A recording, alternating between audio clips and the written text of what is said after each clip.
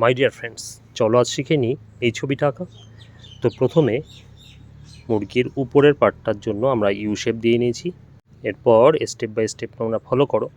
প্রথমেই ইরেজ করবে না, আগে তোমাদের আঁকার প্রয়োজনে যে দাগগুলো দরকার সেগুলো দিয়ে তোমাদের ছবি আগে রেডি করে নেবে, পরে ইরেজ করে ছবিটাকে সম্পন্ন করবে। তো আমরা এখানে ছবিটা করছি যে একটি মুরগি রয়েছে এবং তার 3টি বাচ্চা, তাদের খেতে দেওয়া হয়েছে। তারা এরকম থালার মধ্যে দাঁড়িয়ে একটা ছোট্ট বাচ্চা খাচ্ছে। তো আমরা মুরগির পার্টটা কমপ্লিট করে নিয়েছি। এবার একটা গৃহস্থ ঘর, সেই ঘরটা করে নিলাম, পিছনে গাছপালা আছে, বাস। এবার এটাকে আমরা রং করি। তো প্রথমে আকাশের কালারটার জন্য আমরা ক্রোমি ইয়েলো মিডিয়াম এবং ক্রোমি ইয়েলো ডার্ক দিয়ে করে নিলাম। উপরের দিকে স্কাই ব্লু কালারটা এবং কোবাল্ট ব্লু কালারটা দিয়ে সাজিয়ে নিলাম। খেয়াল রেখো রঙের স্ট্রোকগুলো যেন একভাবে হয়। এবার আমরা গাছের কালারটা শুরু করব। গাছে প্রথমে আমরা লেমন ইয়েলো কালার করব, তারপরে লাইট গ্রিন, মিডিয়াম গ্রিন এবং শেষে পার্সিয়ান ব্লু। এভাবে আমরা গাছটা কমপ্লিট করে ফেললাম। ঠিক একই রকমভাবেই আমরা দূরের গাছপালাটাও করব। উপরে আমরা লেমন ইয়েলো করে নিয়েছি, তারপরে যথারীতিভাবে লাইট গ্রিনটা করছি, এরপরে আমরা মিডিয়াম গ্রিনটা করব এবং অবশেষে আমরা পার্সিয়ান ব্লুটা দিয়ে ছবিটা কমপ্লিট করব।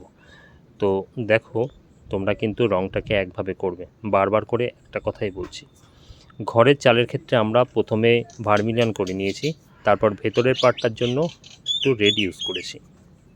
ঘরের দেওয়ালের জন্য তোমরা যে লাইট ব্রাউন কালার আছে, লাইট ব্রাউনটা ইউজ করতে পারো এবং তার উপরে আরেকটু ডার্ক শেডের জন্য বার্নশায়না অথবা ডার্ক ব্রাউনটা ইউজ করবে। এই যে উপরে যে শেডটা দেখছো ডার্ক ব্রাউনের বা ব্রাউনের, সেটা কিন্তু ঘরের চালের যে ছায়া পড়েছে সেটা বোঝানোর জন্য। তো এবার আমাদের যে বাকি কাজগুলো আছে, যেমন কিনা উঠানটা রয়েছে, গাছের গুঁড়িটা রয়েছে, এগুলো পরপর করে নেব। তো উঠানের জন্য আমরা পুরো জায়গাটায় খুব হালকা টোনে লেমন ইয়েলো কালারটা করে নিলাম।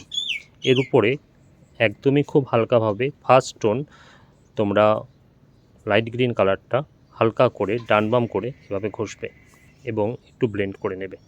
এভাবেই আমরা পরপর করে ঘরের ডোয়াটা করে নিলাম।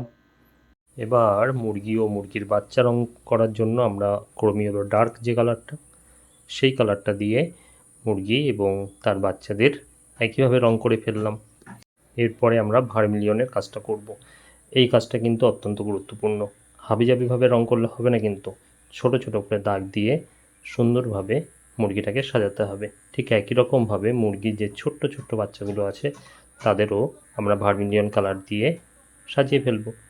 তো যাই হোক, মুরগির যে ঝুঁটি আছে সেখানে আমরা লাল করলাম এবং মুরগির ছোট্ট ছোট্ট বাচ্চাদেরও লাল অ্যাড করলাম। এবার আসবো আমরা উঠানের ডার্ক শেডটাতে। তো উঠানের ডার্ক শেডটা দেখো, মুরগির যে ছায়াগুলো পড়েছে তার জন্য আমরা ডার্ক শেডটা অ্যাড করলাম এবং আমাদের কাছে যে পার্টটা আছে উঠানের, সেখানেও আমরা ডার্ক শেডটা অ্যাড করলাম। তো এইভাবে করার পরে আমাদের বাকি থাকলো হচ্ছে মুরগির যে থালাটায় খাচ্ছে সেই থালা, সেখানে আমরা লাল শেডটা বা গ্রিন শেডটা বাদ দিয়ে যে কোনো শেডটাই করে নিতে পারবো। তো মোটামুটি আমাদের ছবিটা কমপ্লিট। প্র্যাকটিস করো, হয়ে যাবে। আবার ফিরছি অন্য কোনো ছবি নিয়ে। টাটা।